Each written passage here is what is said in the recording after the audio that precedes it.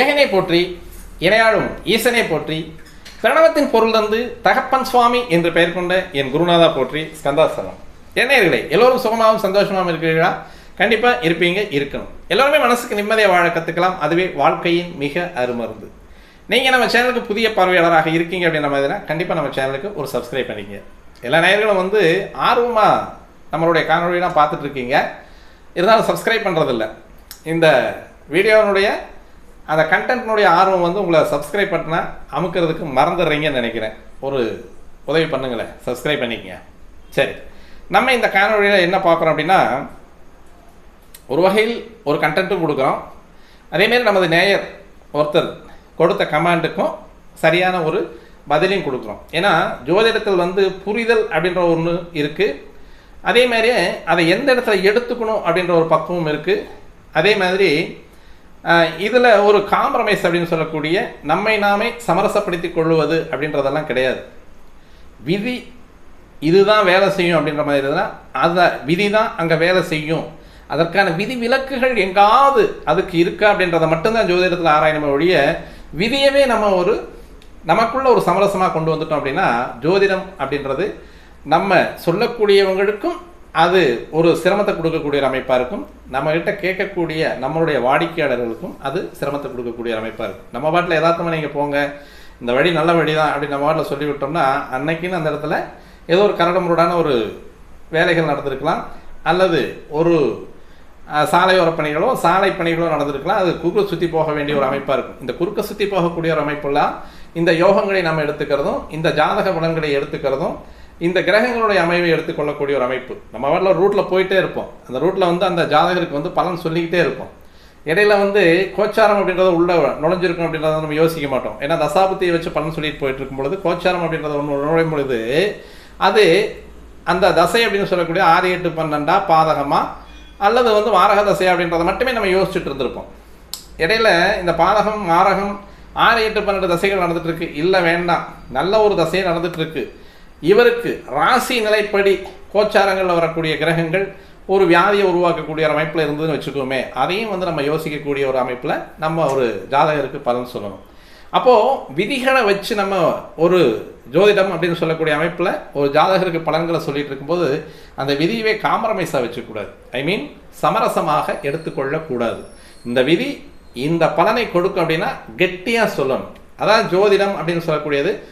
அந்த வரக்கூடிய ஒரு நிலைப்பாட்டை, உண்மையை, ஒரு உண்மை தத்துவத்தை திடமாக சொல்லுவது ஜோதிடம் அப்படின்னு சொல்லக்கூடிய அமைப்பில் எல்லா ஜோதிடர்களும் சொல்லிட்டு வந்தால், நான் இன்னொரு விதத்தில் சொல்லுவேன், சோதனையை திடமாக சொல்லக்கூடியது ஜோதிடம். உங்களுக்கு இந்த மாதிரி பிரச்சனை வருது, சிரமத்தை உருவாக்க போகக்கூடிய கிரக அமைப்புகள் இந்த மாதிரி காலகட்டங்களில் வரும் அப்படின்றத முன்னெச்சரிக்கையாக சொல்லக்கூடிய, சோதனையை திடமாக சொல்லக்கூடியதும் சோதிடமே. இதில் எந்த விதமான நமக்கு நம்மை நாமே சமரசப்படுத்தி கொள்றதுக்கான வாய்ப்பு இல்லை. நமக்கு இங்கே பிரச்சனை வருது, இந்த நேரத்தில் இந்த வியாதிகள் வர்றதுக்கான வாய்ப்பு இருக்குது. பாதகாதிபதி கொஞ்சம் சரியில்லாமல் உட்காந்துருக்காரு, அவரே தசை நடத்துகிறார். அல்லது பாதகாதிபதி நமக்கு கோச்சாரத்தில் உட்கார்றாரு, தசை நல்லா போயிட்டுருக்கும், தொழில் நல்லா போயிட்டுருக்கும், தசைகள் நல்லா இருக்குது. 6, 8, 12 கூடிய தசைகள் இல்லை, நமக்கு 5, 9 கூடிய தசை நடக்குது. லக்கணத்துக்கு சுபரோ அல்லது லக்கணத்துக்கு நட்பு கிரகங்களுடைய தசை நடந்துட்டு இருக்கு அப்படின்னாலும் ராசி அப்படின்னு சொல்லக்கூடியது. ஏன்னா இதான் நம்ம 3 எடுக்கிறோமே, ஒன்று விதி எடுக்கிறோம், இல்லை மதி எடுக்கிறோம், இல்லை கதி எடுக்கிறோம். இது எல்லாமே சரியில்லை சார், உடனே இந்த லக்கணம் அப்படின்ற ஒரு பார்ட்டுக்கு போயிட்டு அந்த இடத்துலையாவது இந்த ஜாதகருக்கு ஒரு நல்ல நிலைமையை கொடுக்குமா இந்த வாழ்க்கை அப்படின்னு சொல்லக்கூடியது. இது கர்மாவை அனுபவிக்க வந்த ஜாதகம் அப்படின்னாலே விதியிலேயே முடிஞ்சிடும். அடுத்து மதிக்கு போகிறோம். அப்போ சந்திரனை மையமாக வச்சு, அப்போது லக்கணம் அப்படின்றது சரியாக பேசலை, லக்னாதிபதி கெட்டிருக்காரு. லக்னாதிபதி கெட்டிருக்கக்கூடிய நிலைமையில் லக்னாதிபதியினுடைய தசையே வருது. இங்கே சந்திரா லக்னம் அப்படின்னு சொல்லக்கூடிய ராசி நல்லா இருக்கா, அந்த ராசிக்கு கிரகங்கள் ஏதாவது நல்ல நிலைமையில் உட்காந்துருக்கா, அந்த ராசிக்கு இருக்கக்கூடிய கிரக நிலைகளில் அந்த ஜாதகருக்கு யோக பலன்களை தருமா அப்படின்றத நம்ம பார்ப்போம். இதையும் தாண்டுறோம். அடுத்து சூரியனை மையமாக வச்சு பார்த்துட்டு இருப்போம். அந்த சூரியனை மையமாக வச்சு ஏதாவது கிரகங்கள் இவங்களுக்கு சப்போர்ட் பண்ணுமா அப்படின்றத பார்ப்போம். இதையும் தாண்டுறோம். இந்து லக்கணம் அப்படின்ற ஒரு லக்கணத்தை எடுத்து சந்திரனுக்கு சம்திங் இந்தந்த இடங்களில் இந்தந்த கிரகங்களுடைய கதிர்களை கொடுத்து அது ஒரு லக்கணமாக வச்சு அந்த லக்கணத்துக்கு ஏதாவது 1, 4, 7, 10, 5, 9 கிரகங்கள் நல்லா இருந்ததுன்னா அது ஏதாவது யோக பலன்களை தருமாங்கிற காம்பரமே. இது இத்தனை விதிகளை தாண்டியும் ஒருத்தருக்கு ஒரு சிரமத்தை கொடுக்குது அப்படின்னா அப்போ அந்த விதி அப்படின்னு சொல்லக்கூடிய ஜோதிட விதிகள் அப்படின்னு சொல்லக்கூடியது அந்த ஜாதகரை பாதிக்குமா பாதிக்காதுங்கிறது வந்து தெளிவாக சோதனையை முன்னமே சொல்லக்கூடிய ஒரு திடமான ஆற்றல் அப்படின்னு சொல்லக்கூடியது தான் நான் ஜோதிடம் அப்படின்னே நான் சொல்கிறேன். மற்றபடி வந்து ஜோ அப்படின்னா அது வந்து ஒரு மிக மிகுந்த ஒரு தன்மையுடையது. அதை திடமாக சொல்லுவது, தெளிவாக சொல்லுவது அப்படின்றதெல்லாம் நம்ம வந்து அது ஒரு செக்டாரில் இருந்தாலும் இந்த சோதனையை தெளிவாக சொல்லிட்டோம் அப்படின்னா அந்த ஜாதகருக்கு அதை கையாளக்கூடிய ஒரு தன்மையை நம்ம எடுத்து கொடுத்துடலாம் அப்படிங்கிறதெல்லாம் நம்ம சொல்லிட்டு இருக்கோம். இந்த வகையில் தான் வந்து இதற்கு முந்தைய ஒரு காணொளி அப்படின்னு சொல்லக்கூடியதில் வந்து கேந்திராதிபத்திய தோஷம் அப்படின்னு சொல்லக்கூடிய ஒரு அமைப்பை நம்ம புதனுக்கும் குருவுக்கும் அப்படின்னு சொல்லக்கூடிய கேந்திரங்களுக்கு ஒரே கிரகம் 2 கேந்திரங்களை தன்னகத்தை வைத்திருக்கக்கூடிய கிரகங்கள் அப்படின்னு சொல்லக்கூடிய உபயராசி கிரகங்கள் அப்படின்னு சொல்லக்கூடிய 2 சுப கிரகங்கள் அப்படின்னு சொல்லக்கூடிய குருவும் புதனும் தனக்குள்ளாக அந்த பாதகாதிபதி தோஷங்களை செய்வார்கள், கேந்திராதிபத்திய தோஷங்களையும் செய்வார்கள் அப்படின்றத நம்ம சொல்லியிருக்கோம். அதில் நமது நேயர் ஒருத்தர் வந்து சரவண பவ சுந்தரம் அப்படின்னு சொல்லக்கூடியவர் வந்து, ஐயா இந்த கன்னி லக்னத்துக்கு குரு தனுசு வீட்டில் இருந்தால் அந்த குருவனுடைய நிலைப்பாடு அப்படின்னு சொல்லக்கூடியது வந்து பஞ்சமகா புருஷ யோகத்தில் வருது அப்படின்னு சொல்லியிருக்கார். அதாவது கேந்திராதிபத்தியத்தை நம்ம சொல்லியிருக்கோம், அந்த கேந்திராதிபத்திய தோஷத்தை உருவாக்கக்கூடிய கிரகங்களையும் சொல்லியிருக்கோம். அப்போ நம்ம வந்து பஞ்சமகா புருஷ யோகத்தையும் பார்த்துருப்போம், ஹம்ச யோகத்தையும் பார்த்துருப்போம். நீங்கள் சொல்கிற மாதிரி வந்து அது பஞ்சமகா புருஷ யோகத்தில் வர்றதல்ல, ஹம்ச யோகத்தில் வர்றது. கன்னி லக்கணத்திற்கு 4 இருக்கக்கூடிய குரு அல்லது 7 இருக்கக்கூடிய குரு அல்லது 10 இருக்கக்கூடிய குரு அப்படின்னு சொல்லக்கூடிய பொதுவாக லக்கணத்திற்கு 4, 7, 10 குரு இருந்தால் அது குருவினால் ஏற்படுத்தக்கூடிய ஹம்ச யோகத்தை தரக்கூடியது. பஞ்சமகா புருஷ யோகம் அப்படின்னு சொல்லக்கூடியது ஒளி கிரகங்கள் அப்படின்னு சொல்லக்கூடிய சூரிய சந்திரனை தவிர்த்து, இரு கிரகங்கள் அப்படின்னு சொல்லக்கூடிய ராகு கேதுவை தவிர்த்து, இது வந்து எப்பவுமே இந்த ராகு கேதுக்களோடு சேரக்கூடிய சுப அசுப கிரகங்களுக்கு அது ஒரு சண்டாள யோகங்களை தரக்கூடியது. அதாவது மாறுபட்ட கோணத்தில் தரக்கூடிய யோக அமைவுகளை தரக்கூடியவர்கள் ராகுவும் கேதுவும். திடீர்னு யோகம், விபரீத யோகம், லாட்டரி, புதையல் அல்லது பிறன்மனை அப்படின்னு சொல்லக்கூடிய வேறு ஒருத்தருடைய சம்சாரத்தை வந்து கையாளுவது அல்லது வேறு ஒருத்தருடைய சொத்தை அபகரிப்பது அப்படின்ற மாதிரியான ஒரு நிலைப்பாடுகளை கொண்டு வரக்கூடிய இந்த வக்ரகதியில் இருக்கக்கூடிய கிரகங்களோடு இணையக்கூடிய இந்த பஞ்சமகா புருஷர்கள் அப்படின்னு சொல்லக்கூடிய செவ்வாய், புதன், குரு, சுக்கிரன், சனி அப்படின்னு சொல்லக்கூடிய 5 கிரகங்கள் இணைந்து தரக்கூடிய யோகம் அப்படின்னு சொல்லக்கூடியது. இதில் இந்த பஞ்சமகா புருஷ யோகம் அப்படின்னு சொல்லக்கூடியது இந்த 5 கிரகங்கள் மட்டுமே, சூரிய சந்திரனை தவிர்த்து, ராகு கேதுவை தவிர்த்து, செவ்வாய், புதன், குரு, சுக்கிரன், சனி, இந்த 5 அப்படின்னு சொல்லக்கூடிய இந்த பஞ்சபூதங்களை தன்னகத்தே வைத்திருக்கக்கூடிய கிரகங்கள் தரக்கூடிய யோகங்கள் அப்படின்னு சொல்லக்கூடியது பஞ்சமகா புருஷ யோகம் அப்படின்னு சொல்லக்கூடியது. இதில் வந்து கஜகேசரி யோகம், சிவராஜ யோகம், பர்வத ராஜயோகம் அப்படின்றதெல்லாம் அந்த ராஜயோகங்கள் அப்படின்னு சொல்லக்கூடிய அமைப்பில் வரக்கூடியது தான் மிகப்பெரிய ஒரு உன்னத நிலையை கொடுக்கக்கூடிய அமைப்பில் கொண்டு வரக்கூடியது இந்த சிவராஜ யோகம் அப்படின்னு சொல்லக்கூடியது. அரசாடும் தன்மை, அரசை வழிநடத்தக்கூடிய தன்மை, அரசுக்கே சொந்தமாகக்கூடிய ஒரு அந்த கம்பீரமும் மனப்பக்குவமும் மிக மேலோங்கிய எண்ணங்களையும் உள்ளது அப்படின்னு சொல்லக்கூடியது சிவராஜ யோகம் அப்படின்னு சொல்லுவோம். கஜகேசரி யோகம் அப்படின்னு சொல்லக்கூடியது எதிரிகளே இல்லாத ஒரு வாழ்க்கை. எதிரிகள் இல்லை அப்படின்னா அது கஜகேசரி யோகம் அப்படின்னு சொல்லக்கூடிய ஒரு அமைப்பு. அது சிவராஜ யோகம் அப்படின்னு சொல்லக்கூடியது குருவும் சூரியனும் பொதுவாக இன்னுமே நல்ல தெளிவான ஒரு விளக்கங்களை சொல்கிறேன் கேட்டுங்க. இந்த தர்ம திரிகோணாதிபதிகள் அப்படின்னு சொல்லக்கூடிய செவ்வாய், சூரியன், குரு இவங்களுக்குள்ள தத்தம் ஏதோ ஒரு வீடுகளில் மாற்றி உட்காந்துருந்தாங்கன்னா அந்த ஜாதகருக்கு ஏதோ ஒரு காலகட்டங்களில் யோகத்தை அள்ளி வழங்கிட்டு போயிட்டே இருப்பாங்க. இதில் மாற்றமே கிடையாது. செவ்வாய் சிம்மத்திலேயோ, சூரியன் தனுசுலையோ அல்லது குரு சிம்மத்திலேயோ இவங்க 3 பேத்துக்குள்ள யாரோ ஒருத்தர் வந்து ஒரு கிரகம் மாறி உட்காந்துருக்கு. தனுசு வீட்டில் செவ்வாய், சிம்ம வீட்டில் வந்து சூரியனே, அல்லது சிம்ம வீட்டில் வந்து குருவே, அல்லது சிம்ம வீட்டில் வந்து செவ்வாய். இந்த தர்ம திரிகோணங்களில் இருக்கக்கூடிய தர்ம திரிகோணாதிபதிகள் போயிட்டு தத்தம் வீடுகளில் அந்த தர்ம திரிகோணங்களில் உட்காந்தாங்கன்னா இந்த ஜாதகருக்கு எந்த நாள் இல்லைனாலும் ஒரு நாள் அந்த ஜாதகர் வெற்றியுடனும் நல்ல கீர்த்தி, புகழ், அந்தஸ்து, கௌரவம் எல்லா வகையான நல்ல பலன்களோடு கண்டிப்பாக அந்த ஜாதகர் அந்த வெற்றி வாய்ப்பை அடையக்கூடிய அமைப்பில் இருப்பார். இதில் எந்த விதமான மாற்றமும் கிடையாது. அப்போது இந்த சிவராஜ யோகம் அப்படின்னு சொல்லக்கூடிய குருவும் சூரியனும் சேரக்கூடியது. அதே மாதிரி வந்து இந்த சூரியனும் செவ்வாயும் சேரக்கூடியது அப்படின்றது வந்து உயர் இராணுவ அதிகாரிகளாக இருக்கக்கூடிய பதவிகளை கொடுக்கக்கூடியவர்கள். இந்த தர்ம திரிகோணாதிபதிகள் சேரக்கூடிய அமைப்பில் வரக்கூடிய அமைப்பு. அதேமாரி வந்து இந்த கஜகேசரி யோகம் அப்படின்னு சொல்லக்கூடிய சந்திரன் குருவும் சேரக்கூடிய அமைப்பு. இதற்கு முன்னாலேயே ஒரு வீடியோவில் வந்து தெளிவான விளக்கத்தில் கொடுத்துருக்கேன். கஜகேசரி யோகம்னா என்ன அப்படின்றத அந்த வீடியோவை வந்து நீங்கள் போயிட்டு என்னுடைய சேனல்லே சுக்ரா ஆஸ்ட்ரோவேங்கிற சேனலில் நீங்கள் போயிட்டு கிளிக் பண்ணி பார்த்துக்கிட்டிங்கனாலும் சரி. கஜகேசரி யோகம் அப்படின்றது வந்து யாருக்கு எந்த மாதிரியான ஒரு சூழ்நிலையில் தரக்கூடிய ஒரு அமைப்பை கொண்டது. கஜகேசரி யோகத்திற்கு மிக சரியான உதாரணம் அப்படின்றது வந்து நமது முன்னாள் முதல்வர் அப்படின்னு சொல்லக்கூடிய கலைஞர் ஐயா. சிவராஜ யோகத்திற்கு முன்னாள் முதல்வர் அப்படின்னு சொல்லக்கூடியது நமது அம்மையார் ஜெயலலிதா அம்மா. இவங்க 2 பேருக்கும் அந்த யோகம் இருந்திருக்கு. அந்த யோகத்தின்படியில் அந்த கிரகங்களுடைய தசையில் வரக்கூடிய ஒரு அமைப்பு அப்படின்னு சொல்லக்கூடியது அந்த சிவராஜ யோகமாகவும் செயல்பட்டது, கஜகேசரி யோகமும் செயல்பட்டது. அப்போ அந்த சிவராஜ யோகம்னா எப்படி இருக்கணும், கஜகேசரி யோகம்னா எப்படி இருக்கணும், அது லக்கண கேந்திரங்களில் லக்கணத்துக்கு 5, 9 எப்படி இருக்கணும், எந்த மாதிரியான அமைப்புகள் அந்த கிரகங்கள் இருந்தால் இந்த கிரகங்கள் அந்த லக்கணத்திற்கு அந்த ராஜயோகத்தை தரக்கூடிய அமைப்பாக இருக்கும் அப்படின்னு சொல்லக்கூடிய அமைப்பு. ராகு தசையில யோகமா இருக்கக்கூடிய அமைப்புலையும் இருக்கு. ராகு தசையில ஒருத்தன் நல்ல கிங் மேக்கர் அப்படின்னு சொல்லக்கூடிய தொழிலதிபராக உயரக்கூடிய அமைப்புல எல்லாம் இருக்கு. இது வந்து ஆமையிடம் எது சுறா கன்னி அப்படின்னு சொல்லக்கூடிய அமைப்புகளில் வந்து நம்ம மேஷ ரிஷபம் கன்னியிலும் மகரத்திலையும் இருக்கக்கூடிய ராகு வந்து தசை நடத்தினாலோ சனி செவ்வாய் வந்து சம்மந்தப்படாமல் வந்து தசை நடத்தினாலோ அப்படிங்கிறதெல்லாம் கிடையாது.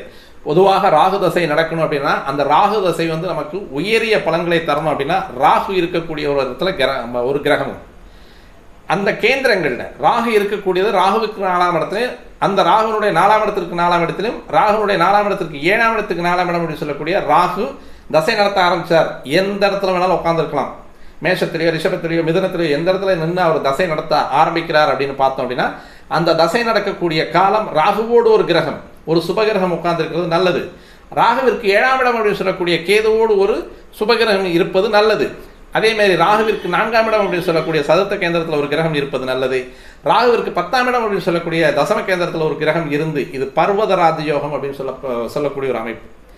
இந்த பர்வத ராஜயோகம் அப்படின்னு சொல்லக்கூடியது அதாவது அந்த மலை போல் இருக்கக்கூடியது மலை போல் அப்படியே உயர்ந்து வரக்கூடிய யோகத்தை தரக்கூடிய அமைப்பில் இந்த ராகு 18 வருஷம் அந்த ஜாதகருக்கு நல்ல ராஜவலனை தரக்கூடிய ராஜ யோகத்தை தரக்கூடிய அந்த பர்வத ராஜ யோகத்தோடு சேர்ந்த மிக படோடோகமான ஒரு வாழ்க்கையை தருவதற்கான அந்தஸ்தை தரக்கூடியவன் அந்த ராகு.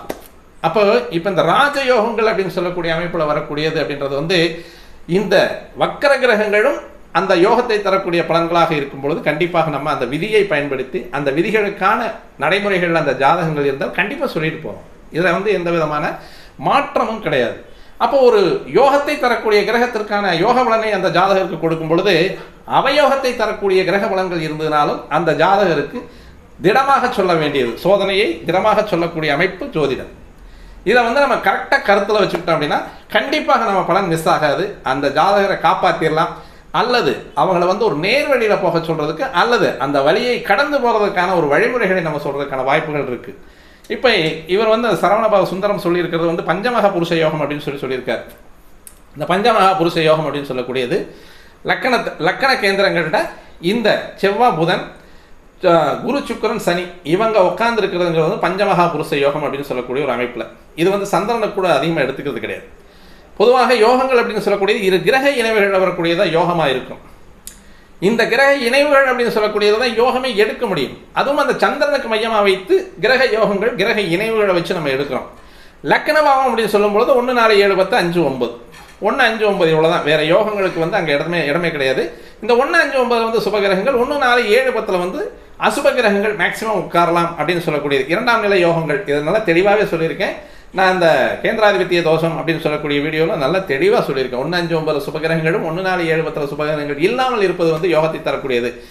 நீங்கள் சொல்கிற மாதிரி பார்த்தோம் அப்படின்னா இங்கே 1ஆம் இடம் அப்படின்னு சொல்லக்கூடிய கன்னிகா லக்கணத்துக்கு 4லேயே போயிட்டு இந்த கேந்திராதிபத்திய தோஷம் அப்படின்னு சொல்லக்கூடிய அமைப்பில் இருக்கக்கூடிய குரு உட்கார்ந்தார்னால் அந்த 4ஆம் இடம் அப்படின்னு சொல்லக்கூடியது ஒன்று தாயாருடைய உறவு அல்லது தாயார் இன்மை தாயாருடைய அரவணைப்பு அன்பு இதெல்லாம் கிடைக்காம இயங்கக்கூடிய ஒரு அமைப்பில் இருக்கும். இன்னும் மீண்டும் இந்த குரு தனித்த குருவாக அந்த இடத்துல 4ஆம் இடத்துல உட்காரும்பொழுது கண்டிப்பாக அந்த குருவினுடைய தோஷத்தை கொடுப்பார் அப்படின்றத உண்மை.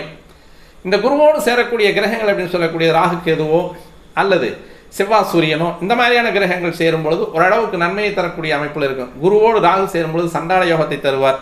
இது வந்து அம்மாவுக்கு எதிர்ப்பான குழந்தையை கொடுக்கக்கூடிய அமைப்பாக இருக்கும். தாயினுடைய வளர்ப்பில் வளராமல் அதாவது அந்த தாய் அதாவது இப்போ அந்த பிறப்பு வைக்கக்கூடிய ஒரு அமைப்பு அப்படின்றது வந்து நல்ல எந்த குழந்தையும் நல்ல குழந்தை தான் மண்ணில் பிறக்கையிலே அவர் நல்லவராகவும் தீயவராகவும் அன்னை வளர்ப்பினிலே அப்படின்ற மாதிரி இவளுக்கு பிறந்த குழந்தை இந்த மாதிரி ஆயிட்டான் அப்படின்ற மாதிரியான ராகு குரு அப்படின்னு சொல்லக்கூடிய கிரகங்கள் சேர்க்கை அப்படின்றது வந்து அந்த இடத்துல வந்து ராகு தன்னிலையில் தன்மைப்படுத்தக்கூடியவராக இருப்பார். ஆனால் குரு கெட்டு போயிடுவார். அந்த இடத்துல அந்த கேந்திராதிபத்திய தோஷம் செயல்படுவன கண்டிப்பாக மிக அதிகமான அழுத்தமான நிலையில் செயல்படுவார் அப்படின்றத நான் தெளிவாக சொல்லியிருக்கேன். புதனோடு ராகு சேரும் பொழுதும் அந்த 7ஆம் இடம் அப்படின்னு சொல்லக்கூடிய ஆதிபத்தியத்தை எடுத்து செய்வார்கள் அப்படின்றத நம்ம சொல்லியிருக்கோம் இல்லையா? அப்போ இந்த 4ஆம் இடத்தில் இருக்கக்கூடிய குரு நீங்கள் சொல்கிற மாதிரி வந்து பஞ்சமகா புருஷ யோகத்துக்கு வராது. பஞ்சமகா புருஷ யோகம் என்பது செவ்வாய், புதன், குரு, சுக்கிரன், சனி இந்த 5 கிரகங்களும் லக்ன கேந்திரங்களில் 4, 7, 10 உட்காரக்கூடிய அமைப்பில் வரக்கூடியது பஞ்சமகா புருஷ யோகம். நீங்கள் சொல்லக்கூடிய யோகம் அப்படின்றது ஹம்ச யோகம். குரு வந்து 4, 7, 10 உட்கார்ந்தாருன்னா ஒரு ஹம்சம் அப்படின்னு சொல்லக்கூடிய ஹம்சமாக இருக்கக்கூடிய ஒரு யோகத்தை தருவார். ஆனாலும் இது கேந்திராதிபத்திய தோஷமே. இதில் வந்து எந்த விதமான மாற்றமும் இல்லை. இது ஏதாவது நீங்கள் பார்க்கக்கூடிய ஜாதகங்கள் ஏதாவது இருந்தாலும் அந்த 4ஆம் இடத்துல கன்னிலக்கணத்துக்கு 4ஆம் இடத்துல குரு இருக்கும்பொழுது அந்த ஹம்ச யோகத்தை அல்லது நீங்கள் சொல்கிற மாதிரி அந்த பஞ்சமகா புருஷ யோகத்தை இந்த குரு தந்திருக்காரா அப்படின்றத பார்த்துக்குங்க. இதை எப்படி செக் பண்ணலாம்? அப்போ அந்த நேரத்தில் வந்து அந்த குரு தசை நடத்தினா தானே செக் பண்ண முடியும். அப்படின்னா ஒவ்வொரு புத்திகளையும் கண்டிப்பாக அந்த பாதகாதிபதிகள் பாதக பலன்களை தருவார். இன்னுமே சொல்லப்போனால் நேரடியாக நான் அனுபவித்த ஒரு விஷயம், எனது குருநாதர் தனுசு லக்கணம், அவருக்கு புதன் அப்படின்னு சொல்லக்கூடிய தசை நடத்த வந்தார். வேறு ஒன்றுமே இல்லை. 60 வயசில் அவருடைய குரு அப்படின்னு சொல்லக்கூடிய பெருங்கோட்டுக்காவு அப்படின்னு சொல்லக்கூடிய மலையாளத்தில் கேரளாவில் இருக்கக்கூடியவர் வந்து அவருடைய குருநாதர். அவருக்கு சொல்லியிருக்கார், அவருடைய மாரகத்தை பற்றி கேட்டிருக்கார். இந்த இடத்துல நான் இந்த பதிவில் இதை சொல்லலாமா வேண்டாமாங்கிறது தெரியல. இருந்தாலும் எனது நேரடியான அனுபவம் அப்படின்னு சொல்லக்கூடிய ஒரு அமைப்பை நான் சொல்கிறேன். இந்த பாதக அதிபதி அப்படின்னு சொல்லக்கூடியவர் எப்படி இருப்பாங்க, அந்த பாதக அமைப்புகளை எப்படி நமக்கு வழிநடத்தக்கூடிய ஒரு அமைப்பில் கொண்டு வருவாங்க அப்படின்றத சொல்கிறார். இந்த பெருங்கோட்டுக்காவு அப்படின்னு சொல்லக்கூடிய இடத்துல தான் எனது குருநாதர் இருக்கார். அவர்கிட்ட தான் வந்து இவருக்கான சந்தேகங்கள் எல்லாமே போய் அவருக்கு கேட்டுக்குவார். கேட்டுட்டு இருக்கும்போது இவருக்கு ஒரு சின்ன சந்தேகங்கள் அப்பப்போ வந்து அடுத்த மாரக தசை வருது, புதனுடைய தசை வருது, தனுசு லக்கணத்துக்கு 7, 10 கூட நுழைவ புதன், அப்போ அந்த மாரக தசை வருது அப்படிங்கும்போது இவர் கேட்டிருக்கார். இவர் ரிஷப ராசி, தனுசு லக்கணம். அப்போ லக்கணத்துக்கு 6 கூடையவன் தான் ராசியாக, இவர் 6க்கான இடம் தான் ராசி. அதேமாரி 11 இந்த ராசி அப்படின்னு சொல்லக்கூடியதே ஒரு தனி வீடியோவை கூட லக்கணத்துக்கு 2, 4, 6, 8, 10க்கான ராசிகள் என்ன பலன்களை தரக்கூடிய ஒரு அமைப்பில் இருக்காங்க, அவங்களுக்கு என்னென்ன தசைகள் வந்தால் என்ன மாதிரியான ஒரு கஷ்டங்களை தரும் அப்படின்றதையும் நம்ம ஒரு தனி காணொலியாக பார்த்துக்கலாம். இப்போ இந்த இடத்துல வந்து தனுசு லக்கணம், ரிஷப ராசி. இவர் அவருடைய குருநாதரை கேட்டிருக்கார், என்னுடைய வயது அப்படின்னு சொல்லக்கூடியது எந்த மாதிரியான ஒரு அமைப்பில் இருக்குது அப்படின்றத அவர் கேட்டிருக்காரு. லக்கணநாதன் நல்லா தான் இருக்கார். சனி சரியான இடத்துல தான், 2லேயே சனி இருக்கார். அப்போது சனியினுடைய அமைப்பும் வந்து ஆட்சிநாதன் அப்படின்னு சொல்லக்கூடிய ஆட்சி அமைப்பில் இருக்கார். அவர் மிகப்பெரிய ஒரு தெளிவான ஒரு ஜோதிடர்னே சொல்லலாம். எனக்கே வந்து ஒரு சிரமமான ஒரு சூழ்நிலையை சொன்னவர் அவர் தான். அப்போது அந்த மாதிரியான ஒரு நிலைப்பாட்டில் அந்த ஒரு தனித்துவமான ஒரு ஜோதிடத்தன்மை உள்ள ஒரு நபர் அவருடைய குருநாதர்கிட்ட கேட்குறார். அவர் சொல்கிறாரு, இல்லை உனக்கான வயசு அப்படின்றது வந்து 80 வயசை தாண்டி நீ இருப்ப அப்படின்னு சொல்லியிருக்கார். ஆக்சுவலாக வந்து நாங்கள் 2 பேருமே பேசிகிட்டு இருக்கும்போது எனது குருநாதர் அப்படின்ற அமைப்பில் முதல்ல ஒரு மரியாதை இருக்கும். அப்புறம் அப்படியே பழக ஒரு நட்பு அப்படின்ற நிலையும் தாண்டி அண்ணன் தம்பி அப்படின்ற மாதிரியான ஒரு நிலைக்கு வரும்பொழுது சகஜமாக பேசிக்குவோம். அப்போ வந்து அவருக்கு அடுத்த புதன் தசை வருது, நான் தனுசு லக்கணம், கொஞ்சம் பார்த்து இருந்துக்கணும் அப்படின்னு நான் சொல்கிறேன். ஏப்பா எனக்கு அந்த மாதிரியெல்லாம் வராதப்பா அப்படின்றார். இருந்தாலும் பார்த்து நடந்துக்கணும் அப்படின்னு நான் சொல்கிறேன். அப்போ அவர் என்ன சொல்கிறார் அப்படின்னா, என்னுடைய ராசி ரிஷபராசி, அப்போ வந்து அந்த ரிஷபராசிலேயே ராசி மேலேயே ராகு ட்ராவல் பண்ணிட்டு இருக்கக்கூடிய காலம், ரெட்ரோகிரேஷனில் வரக்கூடிய ராகு சந்திரன் மேலே உரசி வெளியே போகக்கூடிய நேரம், ரிஷபராசியில் வந்து ராகு வந்துட்டு இருக்கக்கூடிய காலம். கிட்டத்தட்ட இப்போ வந்து மீனராசியில் இருக்கார். அப்போ ஒரு 2.5 வருஷத்துக்கு முன்னால் இந்த கான்வர்சேஷன் போயிட்டுருக்கு எனக்கு என்னுடைய குருநாதருக்கும். அப்போ அவரே கேட்குறார், நீ சொல்லு என்னுடைய ஆயுள் பலம் எவ்வளவு நாள் இருக்கும் அப்படின்னு சொல்லு அப்படின்றார். எதர்ச்சியாக நான் சொல்கிறேன், வரக்கூடியது வந்து புதன் தசையில் புதன் புக்தி அப்படின்னு சொல்லக்கூடியது. இதை கடந்தோம்னா நமக்கு வந்து ஓரளவுக்கு நன்மை தரக்கூடிய ஒரு அமைப்பாக இருக்கும். இதை கடக்கிறது வந்து கொஞ்சம் சிரமம் அப்படின்னு நான் சொல்கிறேன். காரணம் என்ன அப்படின்னு கேட்குறார். அதாவது வந்து பாதகாதிபதியினுடைய தசையும் புக்தியும் வருது. பொதுவாகவே எந்த ஒரு கிரகம் லக்கணத்துக்கு சுபகிரகமாக இருக்கும் பொழுது, லக்கணத்துக்கு நட்பு கிரகமாக இருந்தாலுமே அந்த கிரகத்தினுடைய தசை புக்திகள்லாம் வந்து பெருசாக வந்து நமக்கு நல்ல பலன்களை கொடுக்காது. அப்போ இவருக்கு முடிஞ்ச அந்த சனியினுடைய தசை 2, 3 தசை முடிஞ்சு அடுத்து வரக்கூடிய புதன் தசை வந்து கொஞ்சம் கடினமான தசையாக இருக்கும் அப்படின்னு நான் சொல்கிறேன். இல்லைப்பா எனக்கு வந்து என்னுடைய குருநாதர் சொல்லியிருக்கார், எனக்கு 80 வயசுக்கு மேலே, ஐ மீன் அவர் சொல்லக்கூடியது அப்போ சனி பகவான் வந்து அந்த இடத்துலயே தான் இருக்கார், எங்கே மகர ராசியிலே இருக்கார். அப்போ மகர ராசியை தாண்டி கும்பராசிக்கு வந்து, கும்பராசியை தாண்டி மீனராசிக்கு வந்து, மீனராசியிலிருந்து மேசராசிக்கு வரும்பொழுது தான் எனக்கும் எனது மகனுக்கும் எனது பேரனுக்கும் எல்லாருமே 3 பேருமே ரிஷபராசி, அவருடைய பையன் அவருடைய பேரன் அப்படின்றவங்க 3 பேருமே வந்து ரிஷபராசி. அப்போ இங்கே வந்து சனி தொடும் பொழுது, எங்கள் மேசராசியை வந்து தொடும் பொழுது எங்கள் 3 பேர்த்துக்குமே வந்து 7.5 சனி ஆரம்பமாகுது. அப்போ எனக்கு வந்து 3வது சுற்று அப்படின்னு சொல்லக்கூடிய நுங்கு சனி, அப்போ தான் வந்து எனக்கு அந்த மாரகத்தை தரக்கூடிய அந்த மாரகாதிபதி செயல்படக்கூடிய அமைப்பில் இருக்கார். இன்னும் 10-12 வருஷத்துக்கு இருப்பேன் அப்படின்றார். நான் வந்து எனக்கு எந்த விதத்துலையும் ஆட்சேபனை கிடையாது. எனது குருநாதர் வந்து நீண்ட ஆயுளில் இருக்கிறது எனக்கு என்ன பிரச்சனை இருந்தாலும் எனக்கு ஒரு சந்தேகம் இல்லை, இந்த சந்திரனோடு ராகு இணையக்கூடிய ரிஷபராசியினுடைய அமைப்பு அப்படின்னு சொல்லக்கூடியது கண்டிப்பாக 6ஆம் இடத்தில் ராகு வரக்கூடிய அமைப்பு, கண்டிப்பாக ராஜ உறுப்புகள் அப்படின்னு சொல்லக்கூடிய உறுப்புகளை அவர் பாதிக்கிறதுக்கான வாய்ப்பு இருக்குது. சந்திரனோடு சேரக்கூடிய ராகு அந்த உதிரம் என்னும் சொல்லக்கூடிய ரத்தத்தில் வந்து அதிகமான விஷத்தன்மையை கலக்கக்கூடிய ஒரு அமைப்பு இருக்குது. அதுவும் 6ஆம் இடத்துலேயே 2 பேரும் கனெக்ட் ஆகிறாங்க. தனுசு லக்னத்துக்கு 6ஆம் இடத்துல சந்திரனும் ராகும் அப்படின்னு சொல்லக்கூடிய மனோகாரகனும் உடல்காரகனும் அந்த இடத்துல ராகுவோடு சங்கமிக்கக்கூடிய காலம். வேகமான கிரகம், வெகு வேகமான கிரகம் அப்படின்னு சொல்லக்கூடிய சந்திரன் ஃபாஸ்டாக இருக்கக்கூடிய கிரகமும், மெதுவாக பின்னோக்கி நகரக்கூடிய கிரகம் அப்படின்னு சொல்லக்கூடிய ராகும் உரசக்கூடிய நேரம் நமக்கு படு சிக்கலை தரக்கூடிய அமைப்பாக இருக்குது. தசையும் பாதக தசையில் பாதக புக்தி வருது, அதுவும் இருக்கக்கூடிய நிலையில் வந்து சரியில்லை அப்படின்னு நான் சொல்கிறேன். இருந்தாலும் அவர் வந்து சமரசம் பண்ணிக்கிறார், ஆனால் எனக்கு சமரசம் ஆகலை. ஆனால் எனக்கு வந்து அந்த இடத்துல அது ஏதோ ஒன்று தோணிகிட்டே இருக்குது. இந்த கான்வர்சேஷன் கிட்டத்தட்ட ஒரு 1/2 மணி நேரத்துக்கு மேலேயே போயிட்டுருக்கு. இருந்தாலும் நான் சொல்கிறேன், இருந்தாலும் நான் வந்து அதற்கான ஒரு ரெமெடி நான் கொடுக்குறேன். இதை நீங்கள் சாப்பிடுங்க. இதை சாப்பிடும்பொழுது உங்களுக்கு வந்து ஓரளவுக்கு இந்த ராஜ உறுப்புகளினுடைய நிலைப்பாடெல்லாம் கொஞ்சம் ஓரளவுக்கு நல்லா இருக்கும், ஹெல்த்தியாக வருவீங்க அப்படின்னு நான் சொல்லிட்டு வர்றேன். ஒரு வாரம் கழிச்சு என்ன ஆகுது அப்படின்னா, ஹார்ட் வந்து கொஞ்சம் பம்பிங்கில் வந்து பீட் வந்து கம்மியாகுது அப்படின்றாரு. அப்புறமா ஹாஸ்பிட்டல் போகிறாரு. அந்த ஹார்ட்டுக்கு வந்து செயற்கை இதயம் அப்படின்னு சொல்லக்கூடிய பேஸ் மேக்கர் வைக்கிறாங்க. வச்ச ஒரு வாரம் ஹாஸ்பிட்டல் நல்லா தான் இருக்கார். வந்ததுக்கு பின்னால் அப்புறம் இந்த கான்வர்சேஷனில் முடிவுக்கு வரல, நான் சில சமித்துகளெல்லாம் சாப்பிடுங்க, ராகுக்கான சமித்துகள் சாப்பிட்டு வாங்க, உங்களுக்கு நன்மையை தரக்கூடிய அமைப்பு. இங்கே பாதகாதிபதியினுடைய அமைப்பில் வந்து ராகு கோச்சாரத்தில் நுழையக்கூடியது. தனுசு லக்கணத்துக்கு பாதகாதிபதியினுடைய தசை, கோச்சாரத்தில் வந்து ராகு கோச்சாரத்தை நெருக்கக்கூடிய அமைப்பில், ராசியை நெருக்கக்கூடிய அமைப்பில் அந்த இருள் கிரகம் அங்கே அந்த சந்திரன் அப்படின்னு சொல்லக்கூடியதை தனது கிரகண தோஷத்திற்கு ஆளாக்கப்படும் பொழுது தனுசு லக்கணமும் பாதிக்கப்படுது, ராசியும் பாதிக்கப்படுது. அப்போ இந்த இடத்துல வந்து பாதகாதிபதி அப்படின்னு சொல்லக்கூடிய ஒவ்வொரு வீடியோவில் நான் சொல்கிறேன், மாரகாதிபதிகளை கூட நம்பிடலாம், பாதகாதிபதிகளை நம்பக்கூடாது. சீக்கிரமாக இருக்கக்கூடிய தனக்கே உரித்தான உடலையும் கெடுக்கக்கூடிய ஒரு அமைப்பை கொண்டது, தன்னகத்தே இருக்கக்கூடிய உயிர் அப்படின்னு சொல்லக்கூடிய அமைப்பையும் எடுக்கக்கூடியது. அதே மாதிரி வந்து தனது சொந்தங்களை இழக்கக்கூடிய அமைப்பையும் இந்த பாதகாதிபதிகள் செய்து விடுவார்கள் அப்படின்றது வந்து துளியும் சந்தேகம் இல்லை. அப்போ இந்த இடத்துல என்ன பண்ணுறாரு அப்படின்னா, நான் சொன்னது வந்து அவர் ஏன்னா எனக்கு குருநாதர்லவா, சரி நம்ம சிஷியம் சொல்கிறது பெருசாக இருக்குமா அப்படின்ற மாதிரியான ஒரு அசட்டையில் இருந்துடுறார். அடுத்து கரெக்டாக பார்த்தோம்னா அந்த ராகுவிற்கே சொந்தமான அந்த பித்தப்பை அப்படின்னு சொல்லக்கூடிய இடத்துல வந்து கட்டி வந்தது. கிட்டத்தட்ட அதனுடைய அளவு சொல்கிறார் 6 சென்டிமீட்டர் சொல்கிறார். 6 சென்டிமீட்டர் அளவுக்கு வந்து அந்த கடுமையான அந்த பித்தம் அப்படின்றது வந்து உறைஞ்சு போய் நிற்கிது. அப்போது இங்கே ஏற்கனவே வந்து இருதயம் அப்படின்றது பாதிக்குது. 6ஆம் இடம் அப்படின்னு சொல்லக்கூடிய இடத்துல ராஜ உறுப்புகள் பாதிக்கும் அப்படின்னு சொல்கிறேன். ஏன்னா உடல் அப்படின்னு சொல்லக்கூடிய இடத்துல வந்து 6ஆம் இடம் அப்படின்னு சொல்லக்கூடியது தொப்புளும் அதே மாதிரி அடி வயிற்றுக்குள்ளே இருக்கக்கூடிய ராஜ உறுப்புகளை குறிக்கக்கூடிய இடம். அப்போ அங்கேயே வந்து நோவு வருது அப்படிங்கிறது எனக்கு ஏற்கனவே வந்து ஒரு இன்டிமேட் கொடுக்குது.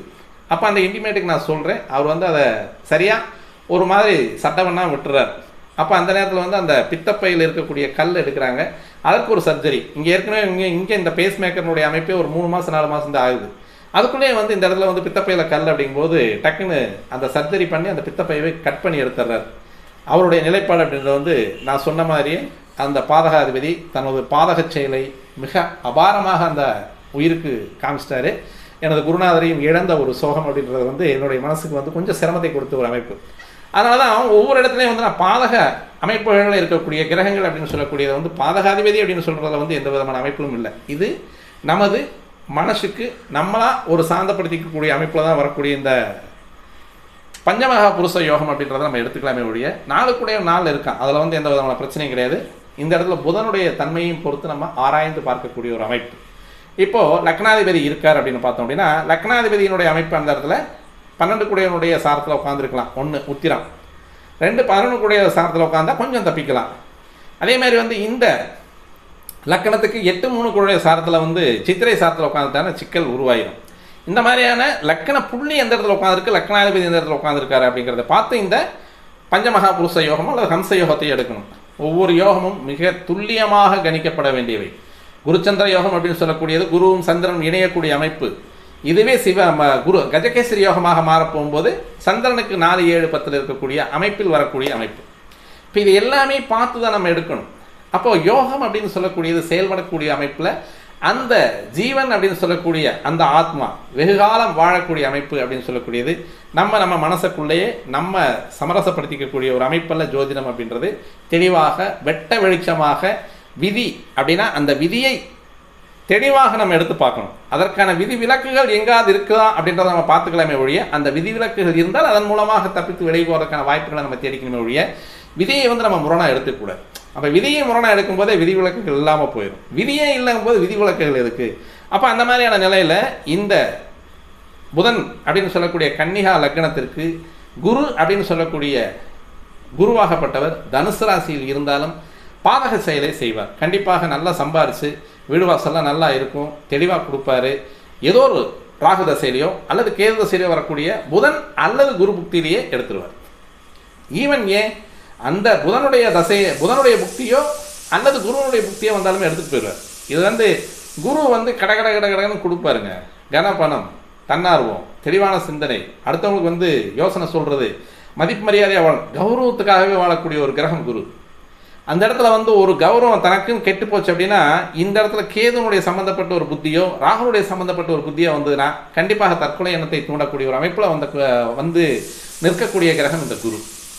அப்போ இதெல்லாம் வந்து கௌரவத்துக்குன்னே வாழக்கூடிய ஒரு அமைப்பில் இருக்கக்கூடியது அந்த பாதகத்தை செய்யக்கூடிய அமைப்புகளில் ஒன்று. கோச்சாரங்களில் வரக்கூடிய கிரகங்கள் இந்த ராசிகள் வந்து தள்ளி போயிருந்தது 8ஆம் ராசியாக இருந்தது, ஒரு 9ஆம் ராசியாக இருந்தது, அந்த 5லிருந்து 9க்குள்ள ஏன் 4ஆம் ராசியாக இருக்கும் பொழுதுமே இதயம் சம்பந்தப்பட்ட நோய்கள் வர்றதுக்கு அதிகமான வாய்ப்புகளை தருவார்கள் இந்த கேந்திராதிபத்தியங்கள் அப்படின்னு சொல்லக்கூடிய. என்ன காரணம் அப்படின்னு கேட்டிங்கன்னா, அவங்க தான் பாதகாதிபதியும் கூட 2 தோஷங்களை கொடுக்குறாங்க. கேந்திராதிபத்திய தோஷத்தை கொடுத்து பாதகாதிபதியினுடைய தோஷத்தையும் கொடுக்கக்கூடிய ஒரு அமைப்பில் இருக்கிறனால இந்த உபயராசிகள் அப்படின்னு சொல்லக்கூடிய தனுசு, மீனம், மிதுன, கன்னி ராசிகளுக்கு வரும்பொழுது அந்த லக்கணங்களாக அமையும் பொழுது புதன் தசையோ குரு தசையோ புதன் புக்தியோ குரு புக்தியோ ராகு கேதுக்கினுடைய புக்தியை வரும் பொழுது கொஞ்சம் கவனமாக இருந்துக்கணும் அப்படின்றத வந்து எந்த விதமான சமரசமும் கிடையாது. சரியா புரிஞ்சுக்கணும், அவ்வளோ வேற ஒன்றும் கிடையாது. இதில் வந்து நம்ம தர்க்க ரீதியாக சமரச ரீதியாக போகிறதுல எந்த விதமான பிரயோஜனம் கிடையாது. அதாவது பாதுகாப்பு இல்லாத ஒரு ஜோதிடம் அப்படின்னு சொல்லக்கூடியது எதையுமே வந்து நம்ம தீவிரமாக எடுத்துக்க முடியாத ஒரு சூழ்நிலை. அப்போ நம்ம என்ன பண்ணணும் அப்படின்னா, அந்த அமைப்பு இருக்கக்கூடிய ஜாதகர்களில் வந்து அவங்களுக்கான ஆலய வழிபாடு, அவங்களுக்கான நித்திய கடன் அப்படின்னு சொல்லக்கூடிய நித்தியமான கடமைகள், ஒரு வீட்டில் ஒரு விளக்கு ஏற்றுறது. உண்மையிலே இந்த விளக்கு ஏற்றுவது அப்படின்னு சொல்லக்கூடியது சும்மா சாதாரணமாக நம்ம சொல்லிட்டு இருக்கோம். அதனுடைய பலன் அப்படின்னு சொல்லக்கூடியது அசுர பலத்தை கொண்ட ஒரு அமைப்பு அப்படின்னு சொல்லக்கூடியதான். ஒரு வீட்லேயும் காலை மாலை அப்படின்னு சொல்லக்கூடிய 2 நேர தீபங்கள் ஏற்றுவது, தீப வழிபாடு, இதுதான் ஒரிஜினலாக வந்து நம்ம இறைவனை காணக்கூடியது. ஏகமாக இருக்கக்கூடியது எங்கேயுமே இருக்காது, அதற்கான திசை கிடையாது, மேல் நோக்கி மட்டுமே இருக்கும். அதனுடைய மேல் நோக்கிய கூர்மை அப்படின்னு சொல்லக்கூடியது முருகனுடைய வேல் அப்படின்னு சொல்லக்கூடியது தான். அவங்களுடைய ஞானம் அப்படின்னு சொல்லக்கூடிய கூர்ந்து இருக்கணும், கீழே வர வர வர அப்படியே அடர்த்தியாக இருக்கக்கூடிய அமைப்பில் இருக்கக்கூடியதான் அந்த தீபம் அப்படின்னு சொல்கிறேன். அந்த தீப வழிபாடுகள் அப்படின்றத வந்து செய்யலாம். அந்த நேரத்தில் பாதகாதிபதிகளுக்கு ஒவ்வாத உணவு வகைகளை தவிர்க்கலாம். அதேமாதிரி பாதகாதிபதிகளினுடைய சரணாகதி அப்படின்னு சொல்லக்கூடிய இடங்களுக்கு, கோவில்களுக்கு செல்லலாம். இது மாதிரி அந்த உறவு தன்மைகள் இருக்கக்கூடிய நமது காரணிகள், நமது சொந்தக்காரங்களுக்கு நம்ம தேவையான அளவுகளுக்கு உதவிகளை செய்யலாம் அப்படின்ற மாதிரியான பல விதிமுறைகள், அதாவது வாழ்க்கை முறையில் வரக்கூடிய அந்த வாழ்க்கை தத்துவத்தை தனியாக மாற்றிட்டு போனோம் அப்படின்னா கண்டிப்பாக நமக்கு நன்மையை தரக்கூடிய அமைப்பாகவே இருக்கும். அதே மாதிரி இன்னொரு விஷயம் சொல்கிறேன் கேளுங்க. ஒரு கிரகம் தான் நின்ற வீட்டிற்கு அடுத்து வரக்கூடிய 4ஆம் இடம் அப்படின்னு சொல்லக்கூடிய கேந்திர பாவத்தை எடுத்து செயல்படுத்துவார். இது கண்டிப்பாக நடக்கும். நீங்கள் எந்த ஒரு ஜோதிடருமே நல்ல தெளிவாக பார்த்துக்கங்க. லக்னாதிபதி நல்லா இருக்காரு, 8 கூடையவர் நல்லா இருக்காரு, அதே மாதிரி சனி நல்லா இருக்குது. ஆனால் அற்ப ஆயுள் அப்படின்னு சொல்லக்கூடியது, அல்லது மத்தியம ஆயுள்லேயே ஒருத்தர் சாகிறார் அப்படின்னா இந்த இடத்துல வந்து 10ஆம் இடத்துல ஏதோ ஒரு கிரகம் இருக்கா அப்படின்றத நம்ம தெளிவாக பார்க்கணும். 10ஆம் இடம் அப்படின்னு சொல்லக்கூடிய கர்மஸ்தானத்தில் ஒரு கிரகம் கெடுகிரகம் இருந்தால் லக்னாதிபதி மட்டுமே அந்த கெடுகிரகத்துக்கு 6, 8, 12 நின்றிருந்தார் அப்படின்னா கண்டிப்பாக அந்த அற்பாயில் அல்லது வந்து மத்தியம ஆயில வந்து அவங்க எடுத்துருவாங்க. காரணம் என்ன அப்படின்னு பார்த்தோம்னா, 10ஆம் இடத்தில் இருக்கக்கூடிய கிரகம் அதற்கு முந்தைய கேந்திரம் அப்படின்னு சொல்லக்கூடிய சதுர்த்த கேந்திரம் அப்படின்னு சொல்லக்கூடிய லக்கணத்தை அது ஆக்கிரமித்து செயல்படும். எப்படி ஒரு கிரகம் 1, 5, 9 நம்ம வேலை செய்ய லக்கணம் 5, 9 அப்படின்ற திரிகோண அமைப்புகள் வேலை செய்யுதோ அதே மாதிரி வந்து இந்த கேந்திரங்கள் உட்காரக்கூடிய கிரகங்களும் தனக்கு முந்தைய கேந்திரத்தினுடைய பலாபலனை எடுத்து கண்டிப்பாக செயல்படுது அப்படிங்கிறத வந்து மறந்துடக்கூடாது. எப்போவுமே 10ஆம் இடம் அப்படின்னு சொல்லக்கூடிய சனி மேச லக்கணம், இப்போ மீண்டும் மேச லக்கணத்துக்கு வர்றோம். மேச லக்கணத்துக்கு பாதகாதிபதி அப்படின்னு சொல்லக்கூடியவன் சனி, அவன் 10ஆம் இடத்துல இருக்கான் அப்படின்னா சனி இங்கே ஸ்ட்ராங்காக இருக்கார் அப்படின்றத நம்ம நினச்சிக்கிறோம்.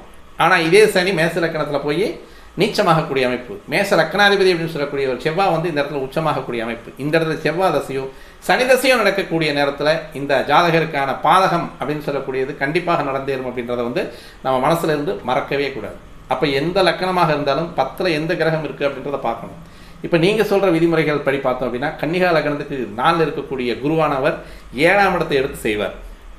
7ஆம் இடத்து பலன்களை எடுத்து அதிகமாக செய்ய ஆரம்பிப்பார். ஏன்னா அவரே அந்த போர்ட்ஃபோலியோவுக்கு சொந்தக்காரர். அப்போ ஆதிபத்திய தோஷத்தையும் கொடுக்கக்கூடிய அமைப்பு.